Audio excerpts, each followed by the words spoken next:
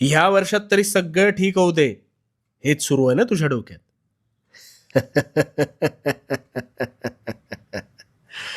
पलटतील. तुझ्या नशिबाचे फासे सुद्धा निश्चित पलटतील. कसे ते सांगतो. आता प्रामाणिकपणे शांत चित्ताने ऐक. तुझे प्रश्न सुटतील. सगळ्यात आधी एक गोष्ट ध्यानात घे.